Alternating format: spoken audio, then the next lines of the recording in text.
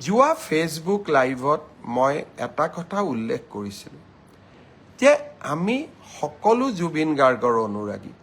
কোনোবা এজনে ভাবিব পাৰে যে মই বেছি ডাঙৰ অনুৰাগী, কোনোবা এজনে ভাবিব পাৰে যে মোতকৈ আৰু ডাঙৰ অনুৰাগী কোনো নাই। কিন্তু প্ৰকৃত সত্যটো হ'ল যে প্ৰতিগৰাকী অসমবাসীয়েই জুবিনৰ অনুৰাগী। আমি কোনো বেছি নহয়, কোনো কম নহয়। আৰু বহু ক্ষেত্ৰত মই ভাবোঁ যে জুবিনৰ মৃত্যু, জুবিনৰ হত্যা, জুবিনৰ মৃত্যু, জুবিনৰ দুখজনকভাৱে জুবিন আমাৰ মাজৰ পৰা আঁতৰি যোৱা, এই ঘটনাই প্ৰতিজনকে ক'ৰবাত নহয় ক'ৰবাত আমাৰ অন্তৰ আত্মাক আঘাত দিছে। আৰু এজন জুবিনৰ অনুৰাগী হিচাপে মই তাৰ ব্যতিক্ৰম নহয়।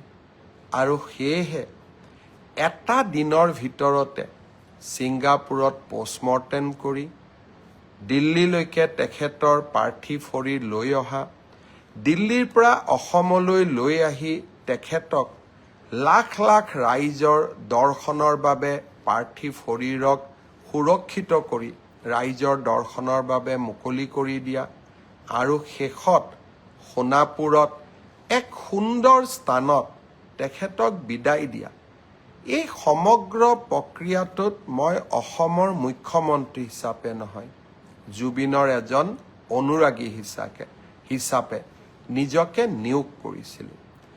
যোৱা ফেচবুক লাইভত মই ৰাইজক প্ৰতিশ্ৰুতি দিছিলোঁ যে জুবিনক ন্যায় দিয়াৰ দায়িত্ব ৰাজ্য চৰকাৰৰ, আৰু ৰাজ্য চৰকাৰে সেই দায়িত্ব নিষ্ঠাৰে সৈতে পালন কৰিব।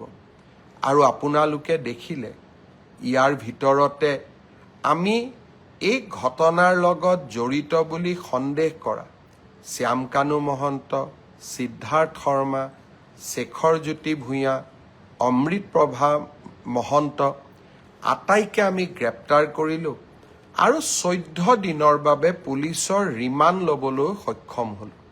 সাধাৰণতে কোনো ন্যায়ালয়ে 14 দিন পুলিচ ৰিমাণ্ড নিদিয়ে।